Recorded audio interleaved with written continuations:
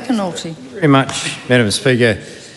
If anyone wanted yet another example of how Christopher Luxon is all talk, this bill is the perfect example. He came into the election campaign promising to be the master negotiator, and when it came time to sit down with David Seymour, he gave him everything he wanted. And this bill is exactly the sort of thing that happens when that is the approach taken by the Prime Minister. We've witnessed this through the debate, Madam Speaker. The National Party don't want to talk about this. They've taken very short calls, and they've even given one of their calls to the ACT Party. They do not want to be associated to this bill. They are being forced to do this because they didn't have the gumption to say no when they should have, and they were locked into it. And the same can be said for New Zealand First, for that matter, is that you would think that a party that has signed up to this, that has only got one call in a debate, would take that call. They did not. And I think it is very clear to anybody that is witnessing this debate... Just to clarify, there was a call from New Zealand First. Oh, no, I know. That's what I said. It just wasn't very long. Oh. Yeah, okay. no, it's all good. Sorry, misunderstood what you said. No worries at all. I appreciate the opportunity to repeat for the absolute clarity that New Zealand First, you would think, that would want to have an opportunity to explain to all of their voters that have got in touch with their party, and we know that is the case.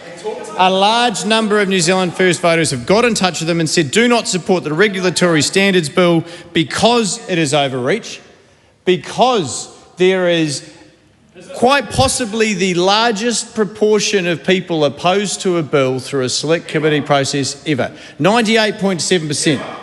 Now, there are many members that have been in this House longer than me, and some have not. But I would wager even the Right Honourable Winston Peters, who Christopher Luxon kept going on in an exasperated state this week. He's been here for 50 years, for goodness sake, he said. I guarantee he hasn't seen a bill that's come through Parliament that has had this level of opposition.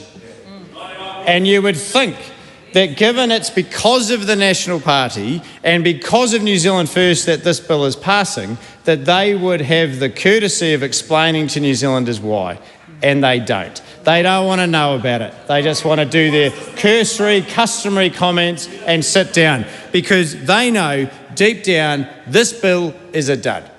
This is right-wing ideology in the extreme being enforced on the executive, that basically every minister is now going to have to kowtow to David Seymour for permission to continue.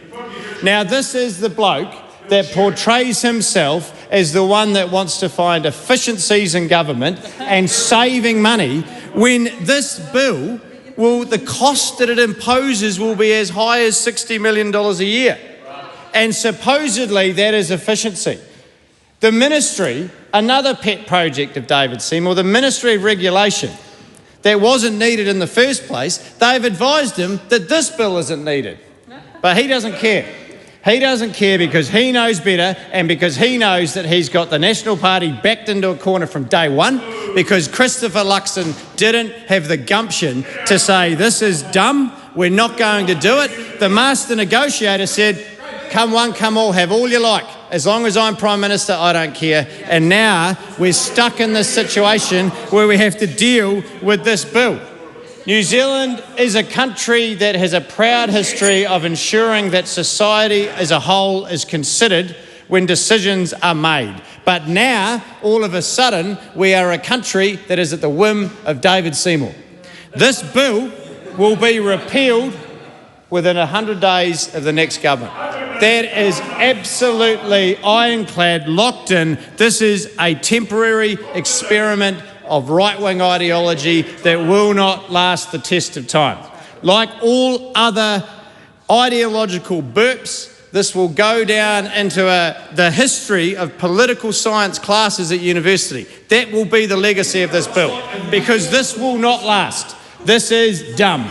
This is stupid right-wing thinking that New Zealand First and National had the opportunity to say no to, but they were more interested in becoming ministers than actually standing up for what they believe in.